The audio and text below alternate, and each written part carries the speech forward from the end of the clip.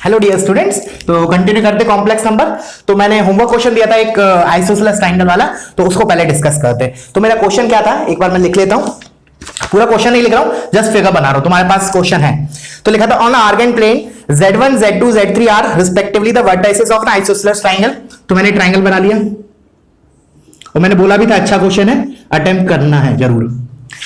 अच्छा, उसमें क्या बोला है, A B is equal to B C. तो लेट्स से मैं इसको वर्टेक्स ए बोल रहा हूं, इसको बी, इसको सी।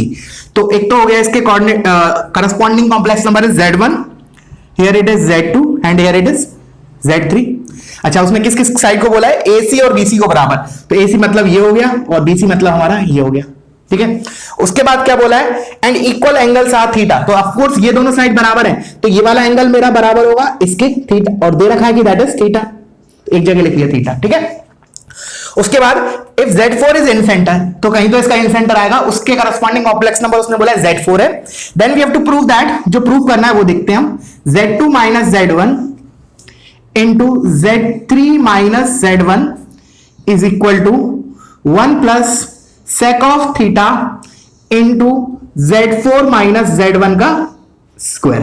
तो ये चीज हमें प्रूव करनी है। तो लेट्स बिगिन विथ इट। तो इसको रख देता हूं मैं। चलो, तो सबसे पहले क्या स्टार्ट करें।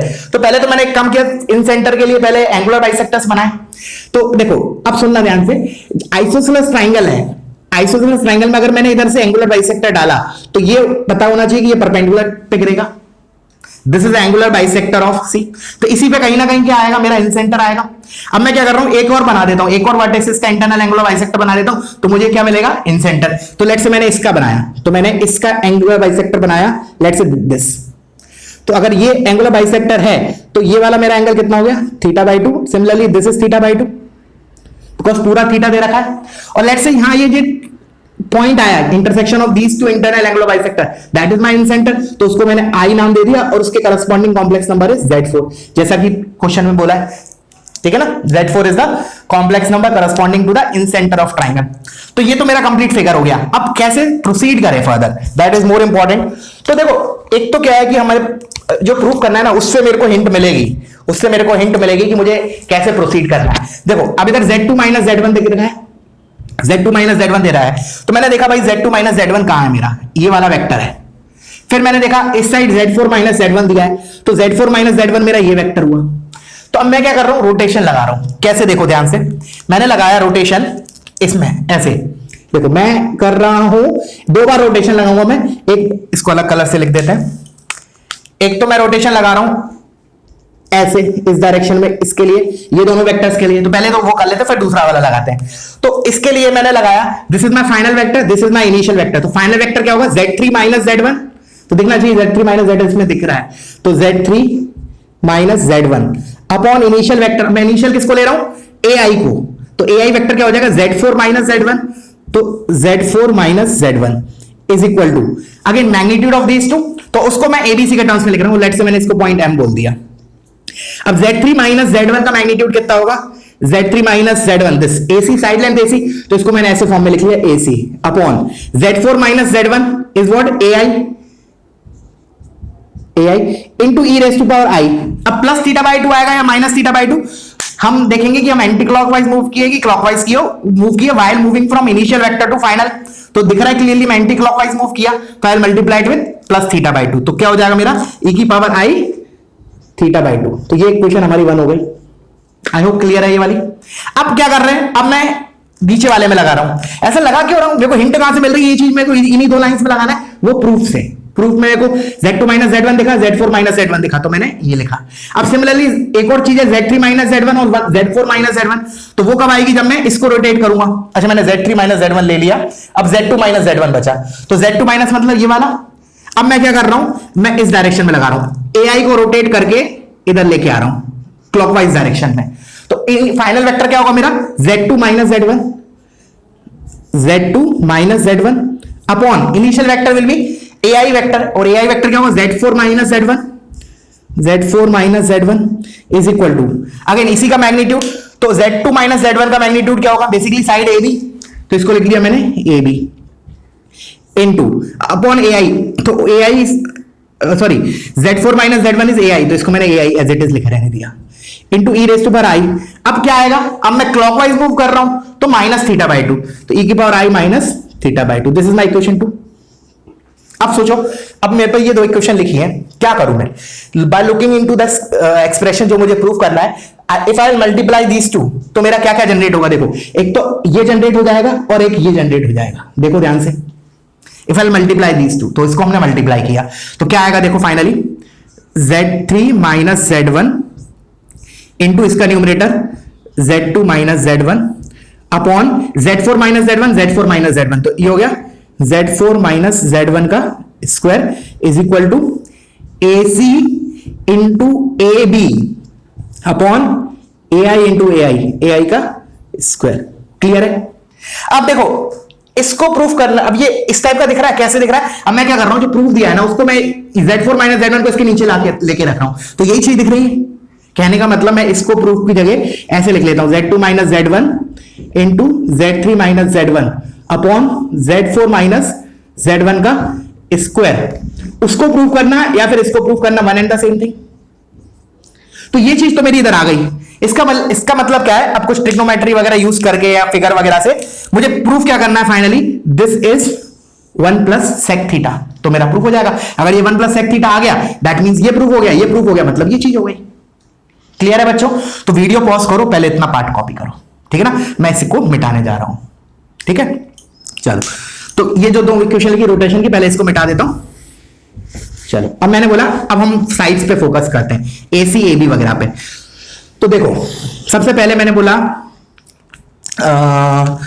कहने का मतलब, चलो AC को तो एज इट इज रहने दिया। AC मैं इसका RHS फोकस कर रहा हूं। AB को, अच्छा AB जो है, जो AB लिखा है, मुझे पता है M is nothing but mid point of AB, because isosceles triangle है, जो इंटरनल एंगल ऑफ बाइसेक्टर होगा, these two will be congruent triangle है, तो AM और DM बराबर होंगे। तो मैं AB को क्या लिख सकता हूं? AB को पूरे को ट्वाइस ऑफ AM, तो इसको लिख लिया ट्वाइस ऑफ AM अपॉन फिर AI को। अब AI को मैं कैसे लिख सकता हूं? Just focus on this triangle, ये छोटा वाला ट्राइंगल। कैसे? ये इतना पार्ट ट्राइंगल का, this is I, this is A, this is M, so this angle is basically theta by 2, तो ये मेरा हो गया थीटा बाई 2। तो इस पे फोकस करोगे तो AM को क्या लिख सकते? AM क्या होगा मेरा? देखो इस ट्राइंगल से AM will be AI cos of theta by 2, ठीक है? तो मैंने AI को इधर से क्या उठा के डाल सकता हूं? AM upon cos theta by 2, तो इधर AI का स्क्वायर है, तो AI इंटू AI क्या हो जाएगा? AM इंटू AM, और इधर cos थीटा बाई 2 डिवाइड में है, तो cos theta by 2 into cos theta by 2, cos square theta by 2 होगा, लेकिन इसके डिवीजन में है तो ऊपर चला जाएगा, तो ये हो गया cos स्क्वायर थीटा बाई 2। यहां तक कोई डाउट नहीं होगा? सिंपली क्या किया, AI को मैंने AM upon cos theta by 2 डाला है इसमें। अब एक AM से AM तो कैंसिल हो गया, ठीक है? अब ध्यान से देखो, AC अपॉन AM क्या बन रहा है? AC अपॉन AM इस ट्राइंगल से, AMC ट्राइंगल से, what is AC upon AM? तो AC is hypotenuse, AM is base for this triangle जिसका एंगल थीटा है, तो ये बेसिकली क्या बन रहा है? Sec theta. क्या बन रहा है? Sec theta. This ratio is basically sec of theta into, अब ये लिखा है 2 cos स्क्वायर थीटा बाई 2। अब हम ट्रिग्नोमेट्री का फॉर्मूला यूज करेंगे, 2 cos square theta by 2 is 1 plus cos theta, तो ये हो गया 1 प्लस cos थीटा। अब sec थीटा को अंदर मल्टीप्लाई कर दो, sec theta into 1 is sec theta plus sec theta into cos theta is 1, तो आ गया 1 प्लस sec थीटा। डन। तो काफी मजेदार क्वेश्चन है, काफी इंटरेस्टिंग क्वेश्चन है, ठीक है ना? मतलब रोटेशन का one of the best question.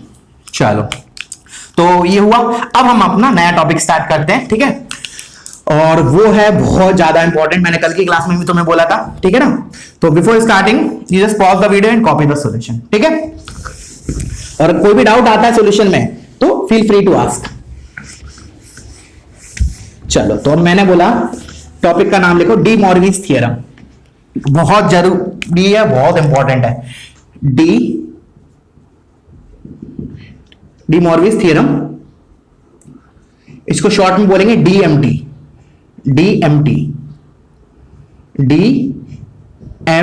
D Moivre's theorem. पहले स्टेटमेंट लिख लेते हैं इसका, क्या बोल रहा है ये, उसके बाद फिर इसको समझेंगे और फिर इलस्ट्रेशन करेंगे। तो पहले इसका स्टेटमेंट लिख लेते हैं। देखो, cos n theta plus I sin n theta will be will be value bracket में इधर लिख लो, अभी समझाऊंगा मैं, n बिलोंग्स टू इंटीजर और one of the value of cos theta plus I sin theta whole power n, where my n is a rational number, where n is a rational number। ठीक है, चलो इसको अब समझते हैं। उसने क्या बोला कि cos theta plus i sine, sorry cos of n theta plus i sine n theta है ना, वो इसकी वैल्यू होगी या फिर वन ऑफ द वैल्यू होगी। मतलब इसका कहने का मतलब क्या है कि या तो ये चीज इसकी वैल्यू होगी या फिर वन ऑफ द वैल्यू होगी। इसका मतलब इस चीज की बहुत सारी वैल्यूज होंगी, उसमें से एक वैल्यू हमारी ये होगी। इसका मतलब ये है। तो प्रूफ बहुत सिंपल है, इसको एक बार एक्सपोनेंशियल फॉर्म में कन्वर्ट करो तो मतलब एक ही लाइन का प्रूफ है। कैसे? मैंने बोला, उसने क्या बोला, ये इसकी एक वैल्यू होगी या फिर वैल्यू होगी। सुनना ध्यान से, थोड़ा सा ट्विस्ट है। मैंने बोला क्या किया, इसको मैंने एक्सपोनेंशियल फॉर्म में लिखा। तो एक्सपोनेंशियल फॉर्म में cos theta plus i sine theta को क्या लिखूंगा मैं, e की पावर आई थीटा, और इसकी पावर n लिखा है। अब ये हो गया बेसिकली पावर्स मल्टीप्लाई हो जाएंगे, तो ये क्या हो जाएगा, e की पावर आई एन थीटा। अब सिंपली e की पावर आई थीटा मेरा क्या होता है, cos theta plus i sine theta. तो e की पावर आई टाइम्स एन थीटा क्या होगा, सिंपली cos ऑफ, जो भी इधर लिखा होता है आई को छोड़ के, वो cos के अंदर आता है और साइन के अंदर, तो cos of n theta plus i sine n theta. तो ये आ गया हमारा प्रूफ। बट कोई बोलेगा कि सर अभी आपने बोला कि ये इसकी वैल्यू होगी या फिर one of the value, but हमने तो देखा ये तो इसकी एग्जैक्ट वैल्यू आई, तो हमने ये स्टेटमेंट क्यों लिखा वन ऑफ द वैल्यू। ये स्टेटमेंट ये तो करेक्ट है, this will be the value of this, वो हमने प्रूफ कर लिया। क्या बोला दोबारा एक बार, मैंने बोला this is the value of this, वो हमने प्रूफ किया using exponential form of complex number. But मैंने स्टेटमेंट में ये भी लिखवाया है कि और one of the value. But इसका मतलब क्या है, इसका मतलब जैसे मैंने बोला इंग्लिश लैंग्वेज में हम बोले तो ऐसे इसका इंटरप्रिटेशन क्या होगा कि इसकी बहुत सारी वैल्यूज होंगी, उसमें से एक वैल्यू ये होगी। बट मैंने तो अभी प्रूफ किया कि भाई इसकी तो एक ही वैल्यू आ रही है, वो यही है। तो अब इसको समझते हैं। ठीक है, देखो क्या है बेसिकली, जैसे मैंने क्या किया, कोई भी लेट्स से कॉम्प्लेक्स नंबर के है, उसकी पावर लेट्स से मैंने लिखा 1/4 is equal to let's say this will be a complex number z। अब इसकी कितनी वैल्यू होंगी, एक देखो दो सिनेरियो समझा। देखो एक तो मैंने लिखा let's say complex number k की पावर 2, लेट्स से k को भी मैंने एक चलो कोई कॉम्प्लेक्स नंबर ले लिया एग्जांपल के तौर पे, लेट्स से 1 प्लस i इसका स्क्वायर। तो मैं क्या बोल रहा हूं, सुनना देखना, दोनों में डिफरेंस समझना। चलो k को हटाओ, इसको इधर मैंने 1 प्लस i ले लेते हैं, बेटर समझ में आएगा। अब सुनना, अब मैं एक्सप्लेन कर रहा हूं कि मैं ऐसा क्यों लिख रहा हूं, this will be the value, और इधर ब्रैकेट में मैंने कुछ लिखा है n बिलोंग्स टू इंटीजर, उसका भी रोल है, और इधर will be one of the value of ये। अब सुनना कैसे, देखो इस चीज को इवैल्यूएट करोगे 1 प्लस आई का स्क्वायर, जब भी हमारा किसी कॉम्प्लेक्स के नंबर पे पावर इवन हो, इंटीजर होगा, नॉट इवन सॉरी, इंटीजर होगा या नेचुरल नंबर होगा मोर स्पेसिफिकली, तब क्या होगा, ये एक वैल्यू आएगी सिंपली। जैसे 1 प्लस आई के स्क्वायर को ओपन करोगे तो क्या आएगा, 1 माइनस 1 प्लस 2i, तो ये कैंसिल हो गया, you are left out with 2i, तो z की वैल्यू आई 2i। ये तो सिंपल सा चीज हो गई कि भाई किसी भी कॉम्प्लेक्स नंबर की पावर होगी इंटीजर, तो उसको सिंपलीफाई करेंगे तो एक सिंगल वैल्यू आएगी, this is single value, single value. तो वो तो ये हो गया, जब n बिलोंग्स टू इंटीजर है तो ये इसकी वैल्यू होगी। बट जब n फ्रैक्शन होगा ना, फ्रैक्शन से मेरा मतलब p बाय q फॉर्म में, this is in the p by q form, तब क्या होगा ना, इसकी एक वैल्यू नहीं होगी, इसकी जैसे फॉर एग्जांपल इस केस की मैं देखूं, इसमें 4 वैल्यूज आएंगी। कैसे आएंगी सर, दिख तो नहीं रही, क्या करो पावर 4 ले लो दोनों साइड। क्या किया, पावर 4, इस टाइप की इक्वेशन को सॉल्व करने के लिए क्या करेंगे हम, पावर 4 लेंगे। तो when you will take power 4, तो इधर क्या आएगा, 1 plus i is equal to z की power 4। Now this is what, this is a 4 degree polynomial in z। तो क्या होगा, इसकी 4 वैल्यू आएगी। अभी देखेंगे हम इसको सॉल्व कैसे करते हैं, वो भी आगे आएगा। दोबारा एक बार और, जब मेरी कॉम्प्लेक्स नंबर की पावर इंटीजर है तब तो क्या आएगी, एक सिंगल वैल्यू, तो वो तो ये लिखा है this will be the value अगर n इंटीजर है। अदरवाइज क्या लिखा है, this will be the one of the value. तो इसमें क्या बोला मैंने, जैसे 1 प्लस आई की पावर 1/4 है, तो इसकी एक वैल्यू नहीं होगी। जब भी अगर ये इंटीजर नहीं है, अगर ये नेचुरल नंबर नहीं है, और स्पेसिफिकली बोलो अगर ये नेचुरल नंबर नहीं है तो इसकी एक वैल्यू नहीं होगी, इसकी होंगी, वो डिपेंड करता है डिनोमिनेटर में क्या लिखा है इसके। तो इसकी वैल्यू आएंगी 4। कैसे आई, इधर मैंने होल पावर 4 ले लिया, तो now this is a 4 degree polynomial, 4 degree polynomial, 4 degree polynomial in Z, therefore it will have 4 roots, it will have 4 roots। समझ में आया? जैसे फॉर एग्जांपल मैंने ऐसे लिखा 1 प्लस आई की पावर 1/5, तो इसकी कितनी होगी 5 वैल्यूज। जैसे मैंने लिखा 1 प्लस आई की पावर 2/3, इसकी वैल्यूज कितनी होंगी? जो डिनोमिनेटर में लिखा है वो ध्यान देना, डिनोमिनेटर में क्या लिखा है 3 लिखा है, तो इसकी कितनी होगी 3 वैल्यूज। तो बोले कैसे आई ये 3 वैल्यूज? अगेन अब जैसे इसको समझना है तो क्या करूंगा, इसको मैं z मान के दोनों साइड क्यूब करूंगा। When I will take cube here, तो इधर आएगा z cube is equal to 1 plus i का स्क्वायर, तो ये तो एक single value, this is 2i, तो z cube is equal to 2i, 3 degree polynomial है तो 3 वैल्यूज आ रही है। क्लियर हुआ? तो जैसे कहने का मतलब, अब इसको शॉर्ट में क्या लिखूं, मतलब फाइनली स्टेटमेंट क्या होगा, n is equal to p by q है। If n is equal to p by q, number of values will be q number of values होंगी। जैसे इधर आया 1/4 तो 4 वैल्यूज, 1/5 मतलब 5 वैल्यूज, 2/3 मतलब जो डिनोमिनेटर में लिखा है तो इसकी 3 वैल्यूज होंगी, उसमें से एक वैल्यू ये होगी। ठीक है, अभी हम इलस्ट्रेशन करेंगे तो और क्लियरिटी आएगी। ठीक है, डोंट वरी। तो पहले इतना पार्ट कॉपी करो और समझ के कॉपी करना है। ठीक है ना, एकदम ऐसा नहीं कि रट लिया, समझना है जो मैंने एक्सप्लेन किया। कैसे मैंने बोला कि अगर इंटीजर होगा तो ये this is a single value, but अगर वही फ्रैक्शन होगा तो वो डिपेंड करता है फ्रैक्शन के डिनोमिनेटर में क्या है, क्यू क्या है, 4 है तो इसकी 4 वैल्यूज होंगी। वो आएंगी कैसे वो भी हम देखेंगे, वही इसका एप्लीकेशन है बेसिकली डी मॉर्विस थ्योरम का। ठीक है, तो वीडियो पॉज करो, इसको कॉपी करो। अब हम इस टाइप की क्वेश्चन को सॉल्व करना सीखते हैं। ठीक है, चलो तो मैं इसको रब कर रहा हूं, बहुत इंपॉर्टेंट है, बहुत ही ज्यादा, डी मॉर्विस थ्योरम। चलो तो मैंने बोला एप्लीकेशन देखते हैं इसका डी मॉर्विस थ्योरम का। तो first application is to solve equation of type to solve equation of type z raise to power n is equal to z nought. z nought मतलब कोई कॉम्प्लेक्स नंबर दिया है, इस टाइप की equation को solve करने के लिए ये इसका एप्लीकेशन यूज आएगा डी मॉर्विस थ्योरम। कैसे? तो इसका स्टेप्स लिख लेते हैं, कैसे सॉल्व करते हैं सच इक्वेशंस। तो सबसे पहला स्टेप क्या होगा, first step express z naught in terms of exponential form. पहला step express z naught in exponential form. सबसे पहला पार्ट, कोई भी कॉम्प्लेक्स नंबर दिया इधर उसको एक्सपोनेंशियल फॉर्म में लिखेंगे। ठीक है, अच्छा तो मैं क्या कर रहा, एक एग्जांपल लेके साथ साथ पैरेलली करते ज्यादा अच्छा रहेगा, है ना। तो मैंने क्या किया, इसको एग्जांपल के तौर पे z की power n is equal to 1 plus iota ले लिया, लेट्स से। मैंने कहा सॉल्व दिस, तो और इसमें भी मैंने क्या किया, n को लेट्स से 4 ले लिया। मैंने बोला इसको सॉल्व करना है, this I am taking examples so that it steps, जब स्टेप लिखवा रहा हूं उसी वक्त इसका भी लिख लूंगा तो और ज्यादा क्लियरिटी आ जाएगी। ठीक है ना। तो अब अकॉर्डिंग टू फर्स्ट स्टेप, पहले तो मैं क्या लिखना है, z नॉट को एक्सपोनेंशियल फॉर्म में लिखना है। तो देखो इधर तो मैं जनरलाइज लिख रहा हूं, फिर इसका एग्जांपल के लिए लिखेंगे। मैं लिखा, पहले तो मैं लिखा z की power n is equal to z not को एक्सपोनेंशियल फॉर्म में, लेट्स से इसका मैग्नीट्यूड r है और इसका आर्गुमेंट थीटा है, तो मैं क्या लिखूंगा e की पावर i थीटा।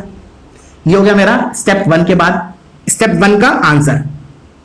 अब एग्जांपल पे आते हैं, तो इधर क्या लिखूंगा, z की पावर 4 इज इक्वल टू इसको कैसे लिखेंगे, 1 प्लस आई को एक्सपोनेंशियल फॉर्म में, इसका मैग्नीट्यूड इनटू e की पावर i थीटा।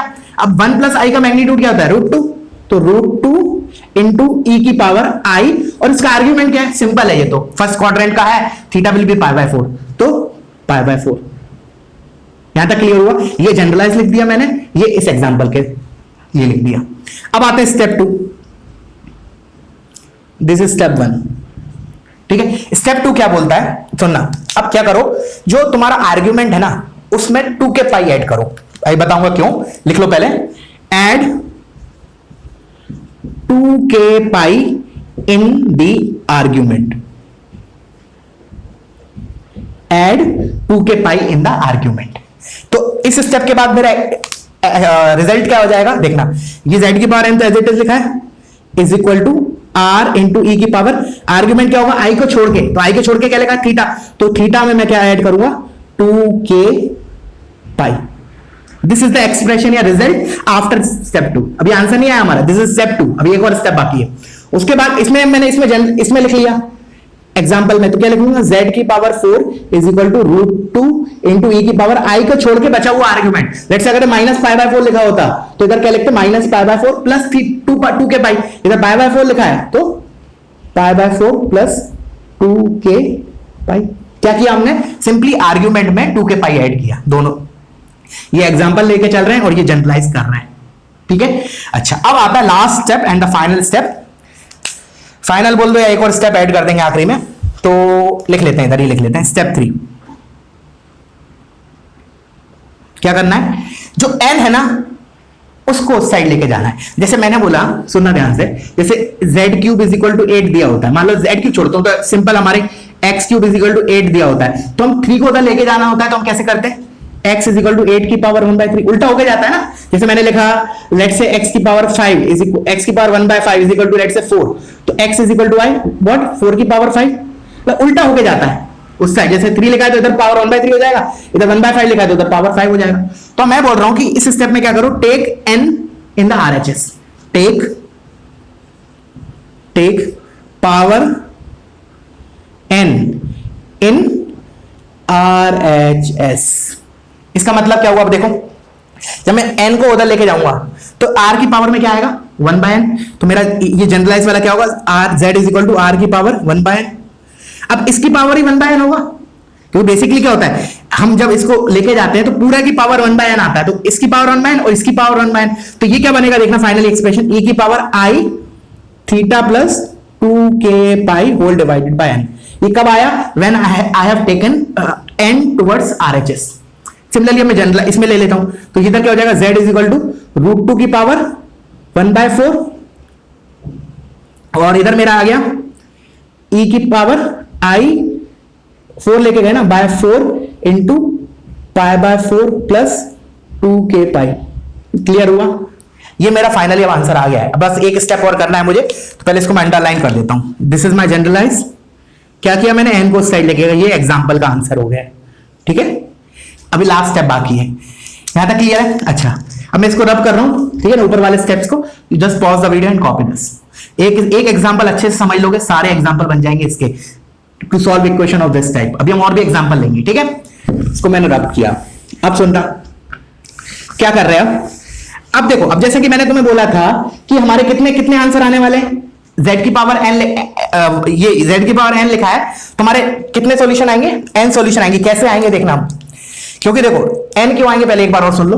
मैंने बोला z की power n is equal to some constant लिखा है 1 प्लस i कॉम्प्लेक्स नंबर, तो मैंने बोला इसके सॉल्यूशन n होंगे। क्यों, the reason is this is n degree polynomial in z, तो इसके n सॉल्यूशन होंगे। तो अब वो n सॉल्यूशन यहीं से आएंगे। कैसे आएंगे देखना, क्या करो, स्टेप 4,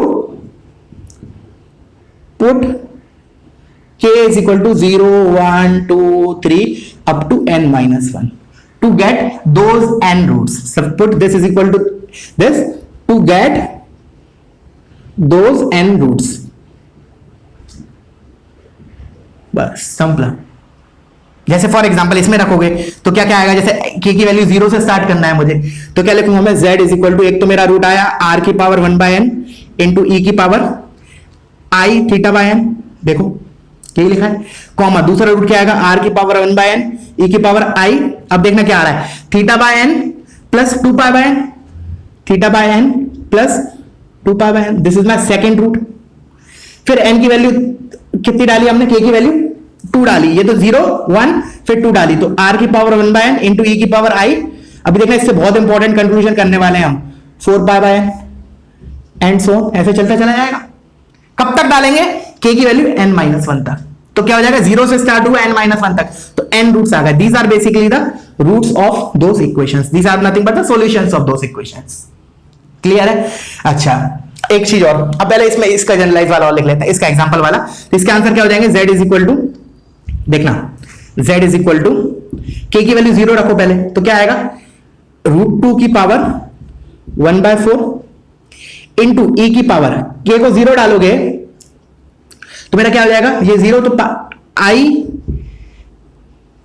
पाई बाय 60, देखो फिर मैंने डाला k की वैल्यू, इसमें कितनी डालूंगा मैं, z की पावर 4 है ना, तो 0 1 2 3, इसमें क्या क्या वैल्यू डालूंगा k की, k is equal to 0 1 2 3 n minus 1 तक, मतलब 4 माइनस 1 3 तक, तो मतलब 4 रूट्स आ जाएंगे मेरे। तो सेकंड रूट विल बी √2 की पावर 1/4 e की पावर i। अब इसमें मैं डालूंगा, देखना क्या हो गया, पाई बाय 16 तो ये रहा, प्लस k पाई बाय 2 के पाई बाय 4, मतलब k की वैल्यू 1 डाली तो पाई बाय 2।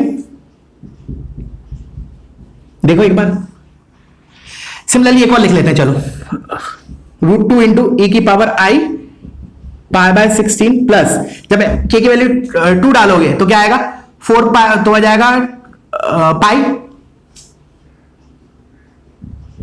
देखो k की वैल्यू तुम 2 डालोगे तो 4 पाई, और ये 4 कैंसिल हो जाएगा, पाई आ जाएगा, पाई बाय 16 प्लस पाई। और लास्टली चलो कितना लिख लिया, तो चौथा रूट और लिख लेते हैं जो इसका फाइनल, ये √2 की पावर 1/4 है, और एक और रूट लिख रहा हूं, √2 की पावर 1/4 इंटू e की पावर i, 3 डाल के देखना यही आएगा जो मैं लिख रहा हूं, प्लस 3 पाई बाय 2। अभी देखना इंपॉर्टेंट कंक्लूजन करने वाले हैं हम। अच्छा, अब कोई बोलेगा कि सर n-1, जैसे k की वैल्यू आपने k 0 से स्टार्ट की, n-1 तक गए, उसके बाद क्यों नहीं डाली। अब एग्जांपल से समझते, उसके बाद क्यों नहीं डाली। मैंने बोला अगर मान लो तुम इसके बाद k की वैल्यू 4 डालते, डाल के देखो इधर 4 वैल्यू डाल के देखो क्या आने वाला है, क्या आएगा, देखो इधर आएगा बेसिकली। चलो इसको पहले इस फॉर्म में लिख लिया, इसको मैंने एक और फॉर्म में लिख लिया, देखो सुन ध्यान से देखना, एक मिनट रुको, इसको मैं लिखा √2 की पावर 1/4 e की पावर, ऐसे लिख लिया, pi by 16 plus k pi by 2। Correct है, ऊपर वही लिखा है, 4 को अंदर लेके गया बस।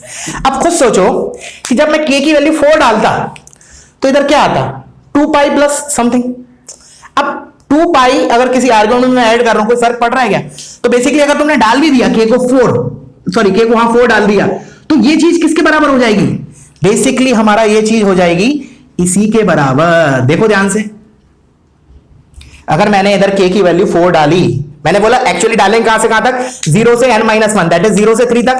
बट अगर तुमने मान लो 4 डाली इधर, तो बेसिकली तुम्हें कुछ अलग रूट नहीं मिलेगा, यही रूट मिल जाएगा। देख लो इधर 4 डालोगे तो 2 पाई हो जाएगा, 2 पाई प्लस समथिंग, वही समथिंग हो जाता है, मतलब पाई बाय 16 ही है। 2 पाई का मल्टीपल तो हम कभी भी ऐड करो कोई फर्क नहीं पड़ता, सेम कॉम्प्लेक्स नंबर मिलेगा। सिमिलरली अगर तुम इसमें k की वैल्यू 4 के बाद 5 डालोगे तो you'll get this number, k की वैल्यू 6 डालोगे तो you'll get this नंबर, 7 डालोगे तो ये नंबर, फिर 8 डालोगे तो ये नंबर, 9 डालोगे तो ये, 10 डालोगे तो ये, 11 डालोगे तो ये। तो बेसिकली यही रिपीट होंगे, तो इसका मतलब हमें 4 ही वैल्यू सफिशिएंट है, 4 ही वैल्यू डालना है। क्लियर है बच्चों, समझ में आ रहा है क्या बोला, एक बार और बताता हूं, एक बार मैं इसको रब कर रहा हूं, तुम लोग पहले वीडियो पॉज करो क्योंकि फिर खिचड़ी पक जाएगी, इधर पूरा मिक्सअप हो जाएगा, तुम लोग भी कंफ्यूज हो जाओगे। पहले जो जो एक एक पॉइंट बोला है मैंने, अगर कहीं लग रहा है कि मिस हो गया तो दोबारा रिमाइंड करो, सुनो और लिखो, बट एक एक स्टेप उसी फ्लो में लिखना है। भले मैं इधर से इधर जंप किया हूं, लेकिन तुम्हें एक ही सीक्वेंस में लिखना है, ठीक है। तो मैं एक बार और बता रहा हूं इसको, वीडियो पॉज करके तुम लोग लिख लो इसको, मैं रब कर रहा हूं। मैंने कहा एक बार और फाइनली बताता हूं इसको, ठीक है, क्या क्या किया हमने। चलो जैसे मैंने कहा सेम एग्जांपल एक बार और देख रहे हैं हम फॉर बेटर अंडरस्टैंडिंग। मैंने बोला z की power 4 is equal to 1 plus iota था, ठीक है। फिर मैंने क्या बोला, इसको हमने एक्सपोनेंशियल फॉर्म में लिखना है, सबसे पहला फॉरमोस्ट थिंग, तो इसको लिख लिया √2 इसका मैग्नीट्यूड इंटू e की पावर i पाई बाय 4। फिर मैंने बोला z की power, this is my step 1।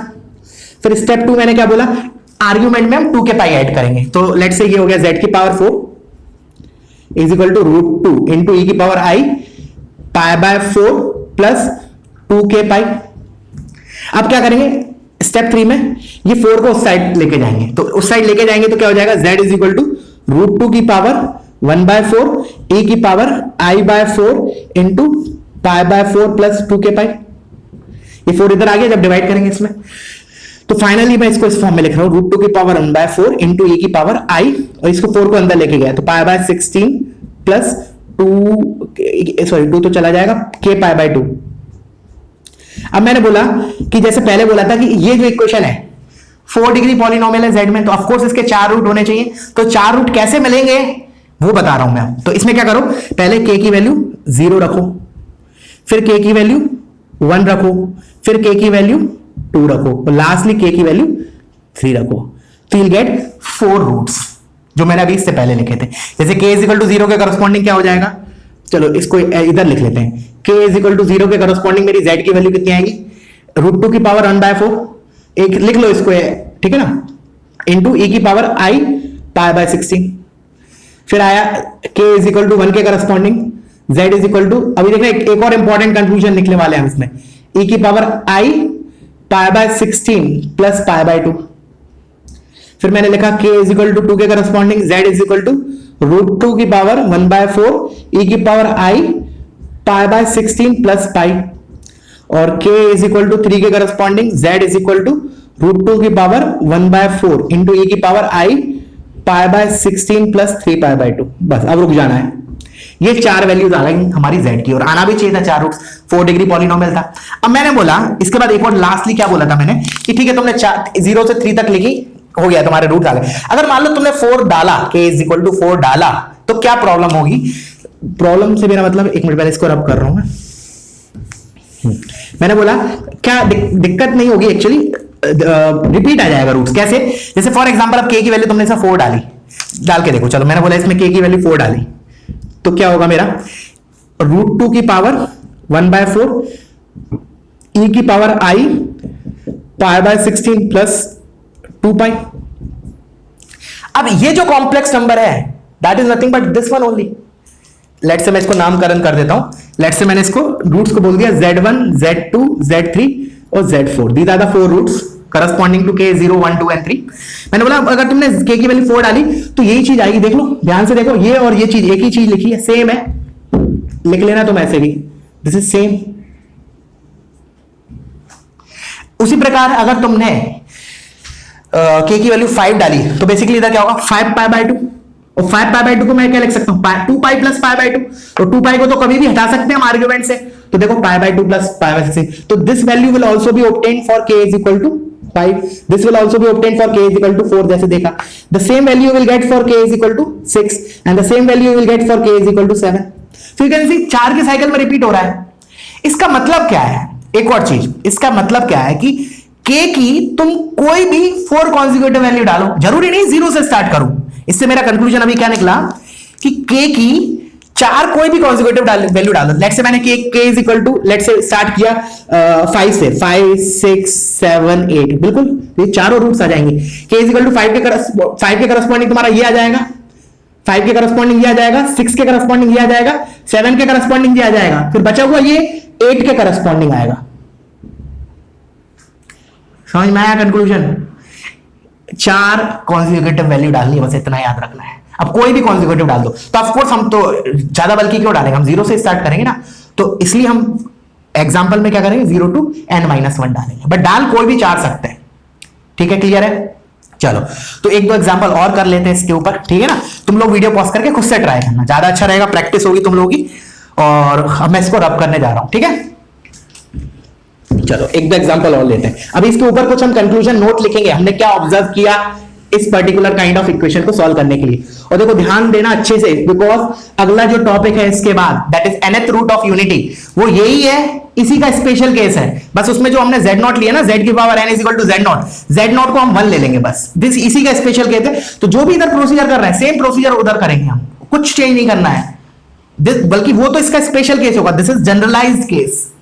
जैसे आप एग्जांपल ले लेते हैं, मैंने लिखा और एग्जांपल जैसे z इज की पावर लेट्स से, आप 4 की जगह और ले लेता हूं कुछ 5 ले लेते हैं लेट्स से, ठीक है। z की पावर 5 इज इक्वल टू, और मैंने कॉम्प्लेक्स नंबर ले लिया 3, चलो इसको मैं इस साइड ले लेता हूं, तो -3 प्लस 4, अच्छा ऐसा लेना पड़ेगा कि जिसका आर्ग्यूमेंट थोड़ा सिंप्लीफाइड हो, तो -3 प्लस √3i ये ले लिया मैंने, ठीक है। So this is my z की power 5 is equal to z naught, ठीक है। तो सबसे पहला काम क्या होगा हमारा, कॉम्प्लेक्स नंबर z नॉट को I will write in terms of exponential form.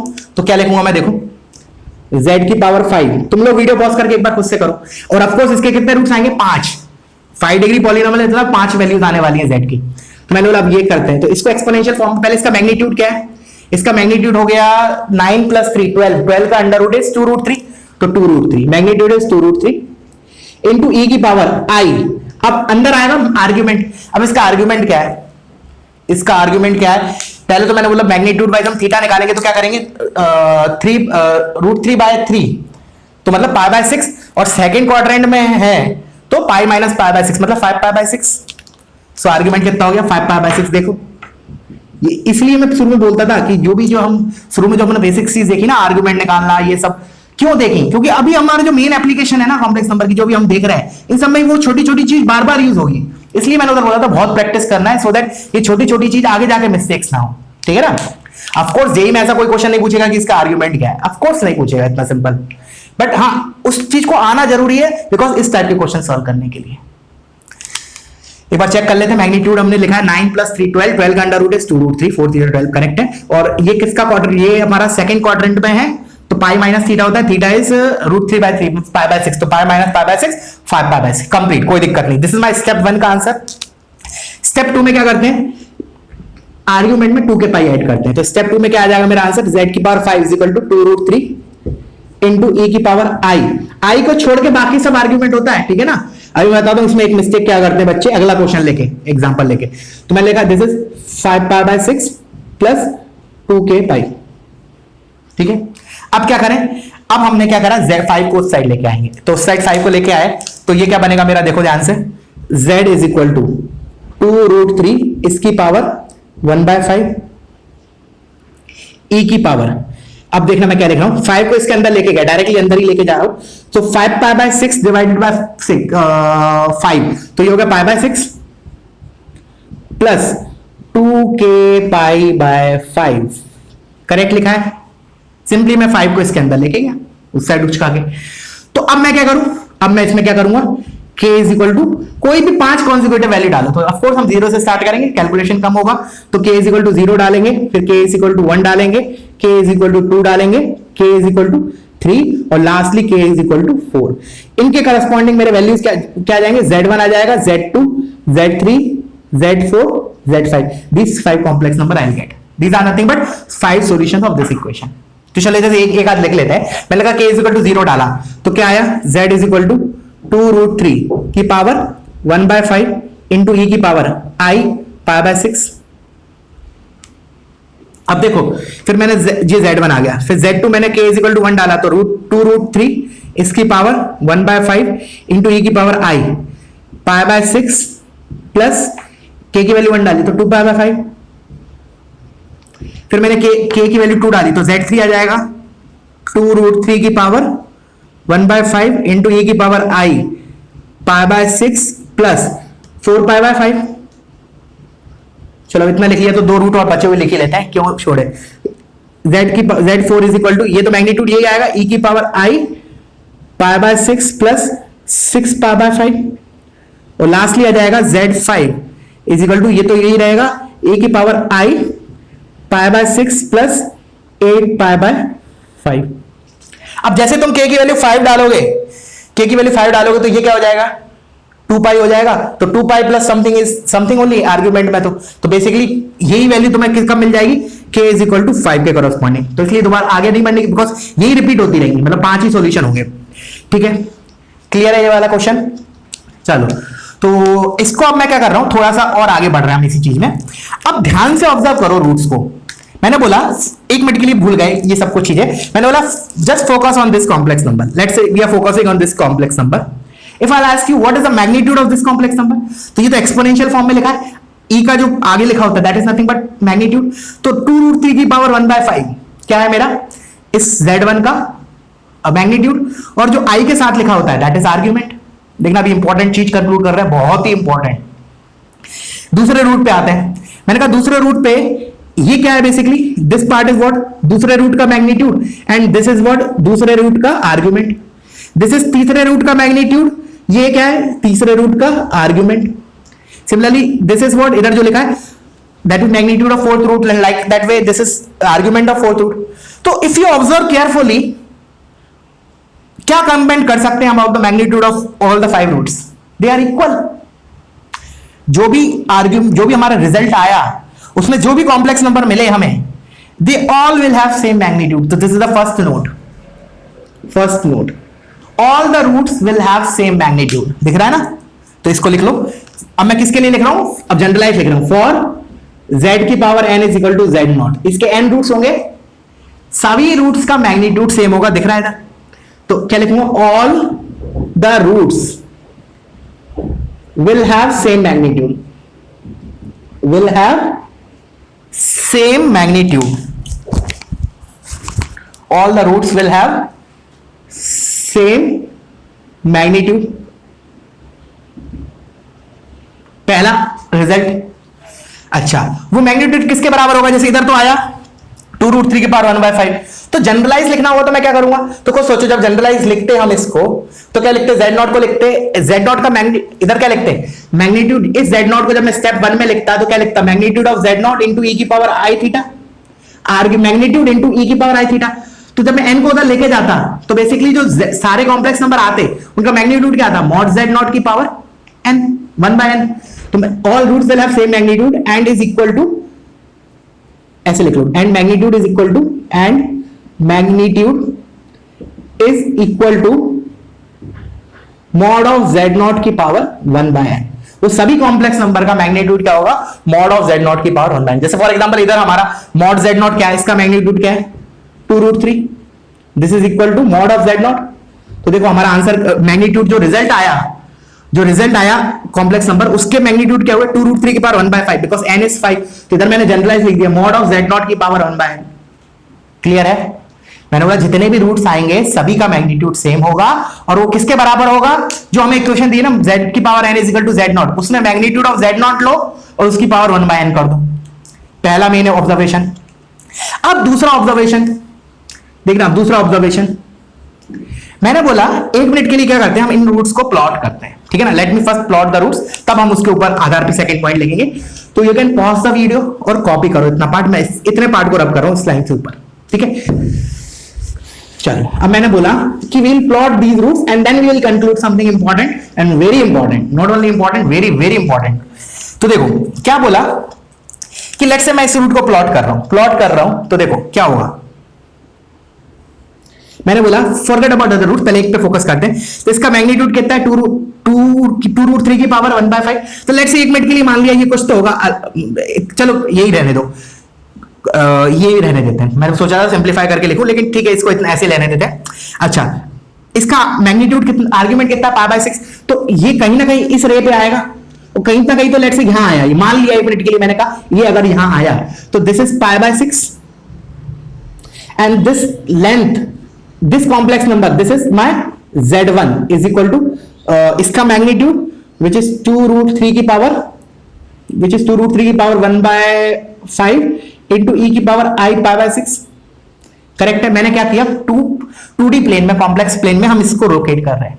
ये तो हो गया लोकेट। अब आते हैं दूसरे रूट पे। मैंने बोला दूसरा रूट जो है उसमें मैग्नीट्यूड तो यही है। अब बेसिकली हुआ क्या, आप सुनना ध्यान से, रोटेशन से भी समझ सकते हैं इसको। ये वेक्टर को मैं इधर लेके गया, इसका मतलब मैंने क्या किया, अगर मैं इससे इधर से इधर ऑब्टेन कर रहा हूं, इसको इधर से अगर मैं इधर जा रहा हूं, तो बेसिकली मैं इस वेक्टर को एंटी क्लॉकवाइज रोटेट कर रहा हूं विद एन एंगल 2π/5। क्या होता है बेसिकली, ई की पावर आई थीटा से मल्टीप्लाई करने पे क्या होता है, वो वेक्टर रोटेट हो जाता है anti clockwise with an angle theta. तो बेसिकली यही वेक्टर रोटेट हो जाएगा विद एन एंगल 2π/5। तो ये मेरा रोटेट होकर एंटी क्लॉकवाइज ये ऐसे रोटेट हो जाएगा। This will be z2 is equal to e की पावर, चलो, और एक्चुअल रोटेट करते हैं तो 2π/5 एंगल भी थोड़ा बड़ा होगा, तो मैं एक्चुअल फिगर बनाता हूं इसका, ठीक है ना, एक्चुअल फिगर, जनरलाइज नहीं करते। तो देखो ये π/6 है, 2π/5 से रोटेट किया, तो π/6 प्लस 2π/5 मेरा कहीं तो कहां आएगा, ऑलमोस्ट यहां कहीं तो आएगा। लेट से मान लिया यहां आ रहा है, सो ये 2π/5 जो होगा मेरा, चलो मैंने मान लिया ये है, तो मेरा दूसरा रूट इधर आया, दिस इज माय z2। अब मैंने बोला ये कितना एंगल है, 2π/5 से रोटेट किया था, ऑफ कोर्स 2π/5, और ये जो लेंथ है ये लेंथ बराबर होगी, लेंथ तो क्योंकि मैग्नीट्यूड को रिप्रेजेंट कर रही है। सिमिलरली अब मैं इधर से इधर कैसे जाऊंगा, अगेन इन दोनों में डिफरेंस कितना है 2π/5 का आर्गुमेंट में। तो इसको अगर मैंने e की पावर i 2π/5 से मल्टीप्लाई किया तो आई गेट दिस थिंग, तो again this vector will get rotated. Similarly फिर इसको मैं दोबारा इससे मल्टीप्लाई करूंगा तो एक और वेक्टर मिल जाएगा, फिर इसको रोटेट करेंगे ऐसे मिलेगा। तो ओवरऑल क्या मिलेगा हमें, ऑल दीज रूट्स, ये सारे रूट्स जो हैं ये कहां लाई कर रहा है basically, this will lie on a circle. जितने भी ये रूट्स है ना, क्योंकि देखो क्या हो रहा है, दो चीजें हैं देखो। एक तो है कि जो कोई भी दो कॉन्जिक्यूटिव रूट्स लो, कोई भी दो consecutive roots low, let's say मैंने ये लिया और ये लिया, these are two consecutive roots, तो इनके बीच में मैग्नीट्यूड तो सेम है, ऑफ कोर्स वो तो सभी का सेम है। इन दोनों कॉम्प्लेक्स नंबर के आर्ग्यूमेंट में डिफरेंस कितना है, 2π/5। पहली चीज point two note. And second is कि जितने भी रूट्स है ना, ये कहां लाई करेंगे, एक सर्कल पे लाई करेंगे, जिसका रेडियस क्या होगा, जिसका रेडियस इसके मैग्नीट्यूड के बराबर होगा, दैट इज 2√3⁵ तो बेसिकली जो रूट्स आए हमारे, उनमें केवल और केवल डिफरेंस आर्ग्यूमेंट का है, और वो भी टू कॉन्जिक्यूटिव रूट्स के बीच में आर्ग्यूमेंट का डिफरेंस कितना है, 2π/n। तो इसी को मैं लिख रहा हूं, ठीक है ना। अच्छा, 2π/n में इसलिए बोल रहा हूं, ये तो मैंने 5 के लिए निकाला। अगर मान लो तुम जनरलाइज लिखते, जनरलाइज कैसे लिखते, जैसे z⁴n = z0 के लिए हम सॉल्व करते आखिरी में, जो मतलब पहला स्टेप लिखते z⁴n = magnitude of z0 × e⁻i⁻, फिर थीटा में 2k ऐड करते, फिर n को उधर लेके जाते, तो क्या होता है, z = z0⁴1n e⁻i⁻n + 2k⁴n। This is the generalise one. अब n कुछ भी ले लो, तो इसके हिसाब से समझूंगा तो मैं कैसे लिखूंगा, देखो इसके, ये तो मैंने इसके लिए बता दिया। अब इसके हिसाब से करते हैं, मैंने बोला पहला रूट कहां आता, k को 0 डालते e⁻i⁻n, और उसका मैग्नीट्यूड तो यही होता, तो मैंने बोला ये वो यहां कहीं आता, और ये जो एंगल होता दिस इज बेसिकली θ/n। ये तो मेरा हो जाता z1। फिर मैंने बोला z2 क्या होता, बस यही रोटेट हो जाता 2π/n से, क्योंकि n की वैल्यू, अगर k की वैल्यू 1 डालोगे तो कितना हुआ बेसिकली e⁻i⁻n + 2π/n, तो यही वेक्टर 2π/n से रोटेट हो जाता। तो नेक्स्ट रूट जो आता वो मैग्नीट्यूड वाइज तो सेम ही होता, ये बेसिकली ये जो ये लेंथ जो है दिस इज द मैग्नीट्यूड, तो मैग्नीट्यूड तो सेम रहता है, ये सर्कल का रेडियस के बराबर होता, बट ये मेरा जो z2 होता, अगर ये कॉन्जिक्यूटिव लूं तो इन दोनों में एंगल कितना होता difference, this is 2π/n। This is very important, इसको नोट करके लिख लो। Difference of argument between any two consecutive roots of this equation will be 2π/n। फिर तीसरा रूट होता मेरा, लेट से तीसरा रूट इधर आता, दिस इज z3, ये डायग्राम बना लेना, फिर ये वाला एंगल अगेन मेरा 2π/n होता। ऐसे करते करते मेरे कितने रूट्स आते, लेट से फिर मेरा z4 इधर आता, मान लिया, तो मेरा अगेन ये 2π/n होता। ऐसे करते करते z1 से स्टार्ट किया तो zn तक जाऊंगा, तो zn मेरा कहीं यहां आएगा, this will be the zn, ऐसे रोटेट हो के अगेन z1 और zn के बीच में ये एंगल भी 2π/n होता, क्योंकि zn and z1 are consecutive only, क्योंकि z1 से स्टार्ट हुए, मुझे पता है कि सर्कल पे मुझे क्या करना है, n रूट्स को लोकेट करना है। क्लियर है बच्चों? चलो तो वीडियो पॉज करो, पहले इसको कॉपी करो, मैं इसको रब कर देता हूं, उसके बाद फर्दर इसको रब करेंगे, ठीक है। तो लिखो अब सेकंड, पहला नोट तो लिख लिया कि हमने सारे जो रूट्स होंगे they will be of same magnitude and the magnitude will be equals to mod z0⁻1/n। अब दूसरा नोट लिख लो इसमें, दूसरा क्या, ऑल नहीं ऐसे लिख लो, the argument, difference of argument, the difference of argument between any two consecutive between any two consecutive roots, क्या लिखा, the difference of argument between any two consecutive root will be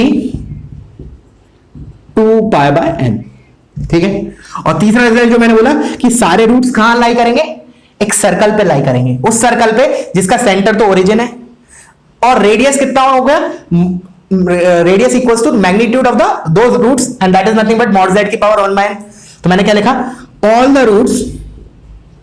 all the roots will lie on a circle centered at origin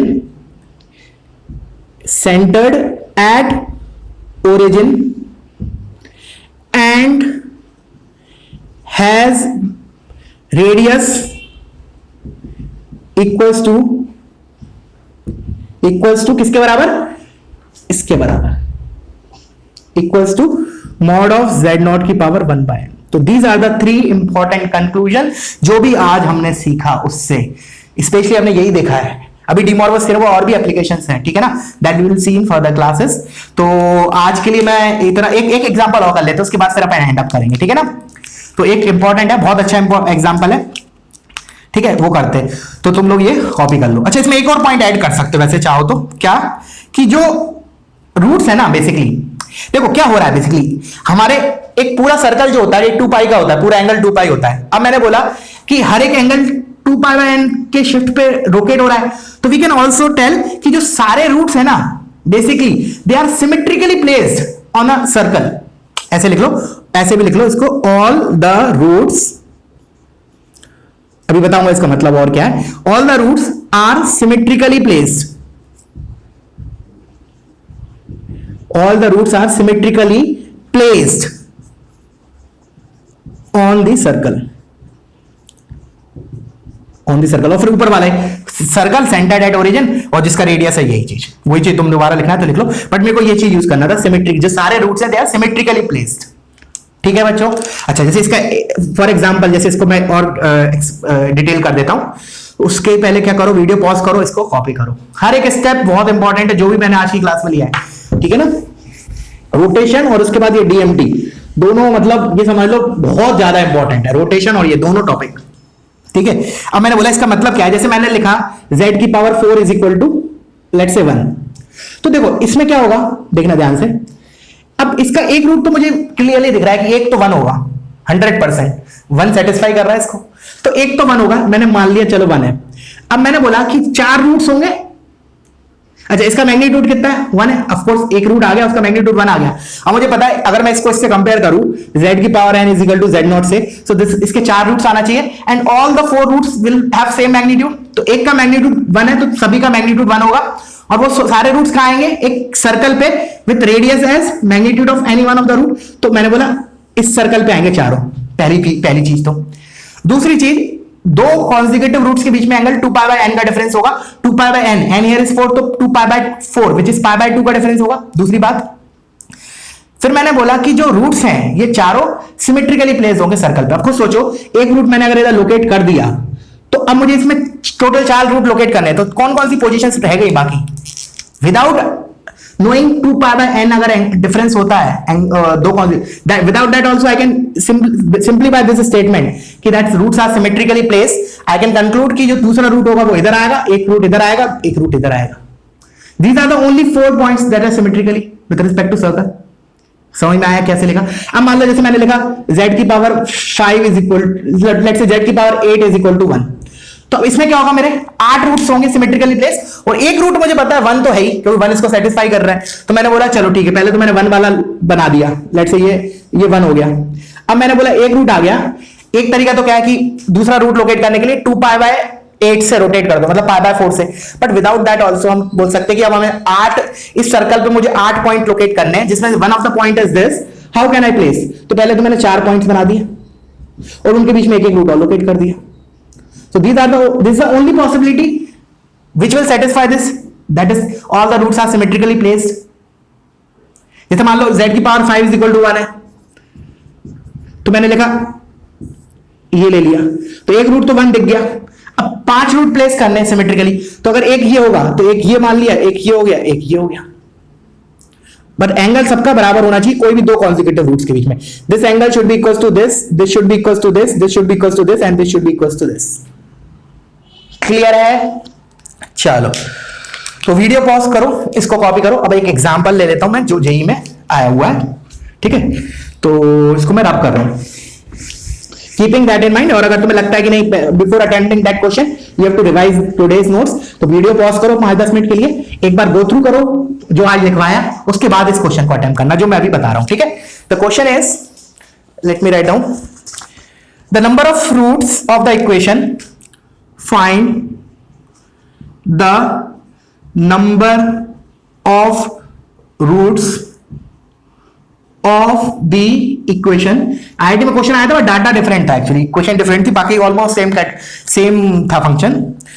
find the number of roots of the equation z की power 10 minus z की power 5 minus 992 equals to 0 with real negative part, with negative real part, ऐसे लिख लो, with negative real part. थोड़ा सा इतना आसान नहीं है जैसा हमने अभी किया स्ट्रेट फॉरवर्ड, मतलब कन्वर्ट उसी में होगा बट एक स्टेप अहेड हो जाएगा ये क्वेश्चन, ठीक है ना, एक स्टेप ज्यादा होगा।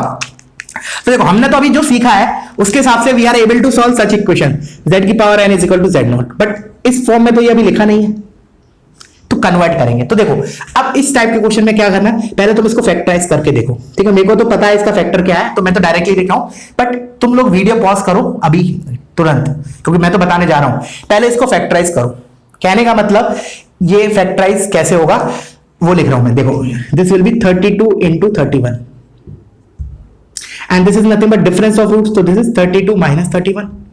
तो ये कैसे लिख सकता हूं मैं इसको, अगर z की पावर सॉरी वन को नहीं, मतलब इसके आगे जो लिखा है कोफिशिएंट्स को, तो इसको I can factorise as quadratic के तरीके से मैं क्या लिख सकता हूं, z की पावर 5 minus 32 into z की पावर 5 plus 31 equals to 0। जो ऊपर लिखा था वो यही लिखा है, तो ऐसा लिखने पे ना 50% क्वेश्चन सॉल्व हो गया ऑलमोस्ट, एक स्टेप लिखने पे जेई का क्वेश्चन ये 50% सॉल्व हो जाएगा।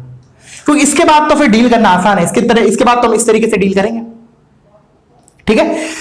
चलो तो देखो उसमें भी ये समझ में आया। चलो अब मैंने बोला चलो अब मुझे क्या निकालना है, देखो विथ वो number of roots with negative real part, मतलब वो सारे रूट्स जिसका रियल पार्ट नेगेटिव है। तो टोटल रूट्स तो 10 आएंगे, ये तो पक्की बात है, 5 इधर से 5 इधर से, मतलब वैसे भी इधर से डायरेक्टली बोल सकते थे कि 10 रूट आने वाले हैं because this is a 10 degree polynomial, और इधर से बोल सकते हो 5 इसके आएंगे 5 इसके आएंगे, ठीक है, पहली बात। चलो अब मैं आता हूं इसके अलग अलग रूट्स निकाल के देख लेते हैं भाई, इसके जो 5 रूट हैं उनमें से कितने रूट्स का नेगेटिव रियल पार्ट है, इसके 5 रूट में से कितने का नेगेटिव रियल पार्ट है। तो late me first plot this one. तो ये इसको सॉल्व करने के लिए क्या करेंगे, z की पावर 5 इज इक्वल टू 32, तो इसका एक रूट तो दिख रहा है 2 होगा, तो मैंने लोकेट किया। अब देख रहा without actual finding the positioning हम डायरेक्टली आंसर भी दे सकते हैं, कैसे देखना, एक रूट तो 2 होगा, तो मैंने बोला 2 तो इधर आएगा ही आएगा, ठीक है, this is one of the root. अब 5 है तो 5 रूट बनाने मुझे इस सर्कल पे, 5 रूट बनाने। अच्छा पहला रूट कहां आएगा, इससे 2π/5 ज्यादा, तो 2π/5 ज्यादा होगा तो 2π/5 क्या होगा, बेसिकली π/2 से कम होगा, तो इधर ही आएगा कहीं, this is the only possibility. और एक रूट इसका जो इस साइड लिखूंगा वो 2π/5 से कम आएगा, तो डेफिनेटली वो इधर आएगा। समझ में आया, without finding the actual roots we can tell the answer, this is the importance, ठीक है ना, जेई क्वेश्चन में यही खासियत होती है, बहुत ट्रिकी होते हैं। तो अच्छा अब इसको जब ये बेसिकली ये एंगल मेरा कितना हो गया 2π/5 ना, और सिमिलरली ये वाला एंगल मेरा 2π/5। अब अगेन इसको 2π/5 से रोटेट करूंगा तो अब दिख रहा है क्लियरली कि वो इस क्वाड्रेंट में आ जाएगा, और सिमिलरली इसको करूंगा तो इधर क्वाड्रेंट में आ जाएगा, तो बेसिकली मेरे एक रूट ये होगा एक रूट ये होगा। तो जो मैंने मार्क किए एक तो ये वाला और ये, तो these are the 5 roots for this equation. तो अब दिख रहा है इनमें 5 रूट में से कितने रूट्स ऐसे हैं जिनका रियल पार्ट नेगेटिव है, तो जो y एक्सिस के लेफ्ट में आएंगे नेगेटिव रियल एक्सिस पे आएंगे, तो ऑफ कोर्स एक तो मेरा आंसर ये होगा एक ये होगा, these are the 2 roots which are having negative part real. Clear हुआ, these are the 2 roots because इन तीनों रूट्स के तो रियल पार्ट क्या होगा पॉजिटिव होंगे। तो इसकी इक्वेशन से मुझे 5 रूट में से 2 रूट हैं जिनका नेगेटिव रियल पार्ट नेगेटिव है। अच्छा अब आते हैं इस पे, तो similarly you can do this also, but इसको एक ट्रिक से भी कर सकते हैं। देखना पहले ट्रिक से नहीं, पहले नॉर्मल मेथड से। मैंने बोला पहले इसको कैसे लिखेंगे, how to solve such equation, तो ये हो गया z की पावर 5 इज इक्वल टू -31।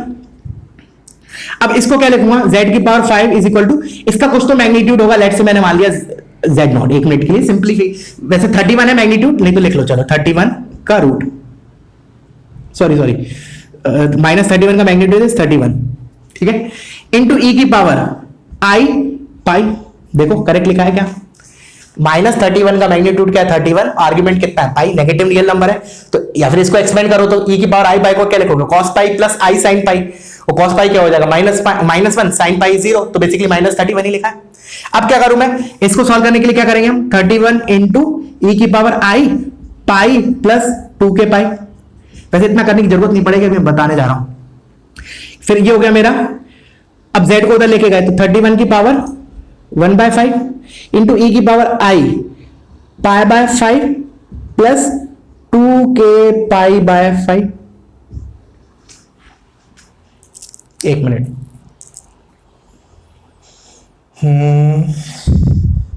ठीक है करेक्ट है, ठीक है, समझ में आया? अच्छा, अब मैं लोकेट करना चालू करता हूं। तो देखो अब इसमें लोकेट करोगे ना, थोड़ा सा देखना क्या होने वाला है। When you will locate for k is equal to 0, तो what you will get e की पावर i पाई बाय 5। तो पहली बात तो ये सर्कल पे आएंगे जिनका सभी का रेडियस ये होगा 31 की पावर 1 बाय 5। अब पहला रूट क्या आएगा e की पावर i पाई बाय 5 पे, तो ये this is the first root z1, this angle is pi by 5। अब जब 2 पाई बाय 5 से रोटेट होगा ये जो सेकंड रूट मिलेगा, तो पाई by 5 plus 2 pi by 5, 3 pi by 5 which is greater than pi by 2। तो दूसरा रूट इसको रोटेट करने पे यहां आएगा, पहला रूट ये आया, फिर अगेन इसको रोटेट करोगे तो ये पाई बाय 5, ये 2 पाई बाय 5, तो 5 पाई बाय 5, तीसरा रूट हमारा यहां आ जाएगा, फिर चौथा रूट हमारा यहां आएगा, पांचवा रूट हमारा यहां आएगा। तो इस केस में क्या हुआ, हमारा कितने रूट्स आए with negative real part? 3 roots, 1 2 and 3। So total कितना हो गया हमारा 2 प्लस 3, 5 रूट्स ऐसे होंगे इस इक्वेशन के जिसके रियल पार्ट नेगेटिव होंगे। क्लियर हुआ? अच्छा, एक चीज और मैंने बोला शॉर्ट ट्रिक और बता रहा हूं इसका, उसको और कर लेते हैं, फिर अपन एंड अप करते हैं लेक्चर को। ठीक है, जैसे एक तो तरीका मैंने बोला इस इक्वेशन को सॉल्व करने का ये था, एक और तरीका कैसे देखना, क्या किया देखना, ध्यान से सुनना, बहुत इंपॉर्टेंट है। मैं इसको रब कर देता हूं, तुम लोग इसको कॉपी कर लो, पहले इस वाले पार्ट को कॉपी कर लो, मैं इसको रब कर रहा हूं, करना जरूर कॉपी। ठीक है, अब मैंने लिखा, इसको मैं ऐसे लिख सकता हूं, इस इक्वेशन को, same equation can be written as minus z की पावर 5 इज इक्वल टू 31। कोई दिक्कत नहीं, क्योंकि माइनस जेड की power 5 is nothing but minus time z की पावर 5, और माइनस को उधर लेके गए तो माइनस 31, वही चीज लिखी है ये। अब मैंने बोला 1 मिनट के लिए इसको मैंने जेड माइनस जेड को लेट से मैंने कुछ और बोल दिया, लेट से w की पावर 5 इज इक्वल टू 31। अब सुनना, अब ये जो इक्वेशन थी, ये और ये सिमिलर कैटेगरी की है, सिमिलर कैटेगरी की, मैं सिमिलर एग्जैक्टली सेम नहीं बोल रहा हूं, इधर 32 है इधर 31 है। तो अब सुनना, अब क्या है कि जैसे इसका हमने जब सॉल्यूशन निकाला तो हमें आया कि 2 रूट्स आए नेगेटिव रियल पार्ट वाले, तो इसमें भी मेरे क्या होंगे, जो w जो होगा इस इक्वेशन के, बोल रहा हूं फॉरगेट अबाउट माइनस जेड एक मिनट के लिए, w जो होगा, of course w is not omega cube root of unity, simple मैंने कॉम्प्लेक्स नंबर बोला है, मैंने बोला w जो है उसके कितने रूट्स होंगे रियल नेगेटिव रियल पार्ट वाले? 2। ऑफ कोर्स सेम तरीके से इक्वेशन सॉल्व होगी। मैंने बोला इसके तो 2 होंगे, 2 roots with negative real part और 3 roots with positive real part. But मुझे w नहीं चाहिए, मुझे तो z चाहिए। तो जब इसको लिखोगे w को माइनस ऑफ z, तो अब क्या होगा, उल्टा हो जाएगा, z minus z is equal to ऐसा लिखा होगा, तो z क्या होगा, माइनस इधर चला जाएगा, तो बेसिकली क्या हो जाएगा, 2 roots with positive real parts and 3 roots with negative real part. तो ये ट्रिक बोल रहा था थोड़ा सा। क्लियर है बच्चों? तो आज का lecture again very very important, हर एक पॉइंट क्रिस्टल क्लियर होना चाहिए। अभी कुछ क्वेश्चंस और रह गए डीएमटी पे, कैसे क्वेश्चन और बनते हैं। This is the first category of question जो हमने आज डिस्कस किए, to solve equation of type z raise to power n is equal to z0। ठीक है, तो फिर आज के लिए इतना काफी है, कल हम इस पे कुछ क्वेश्चंस करेंगे और फिर हम nth root of unity topic पे आएंगे। ठीक है बच्चों, थैंक यू।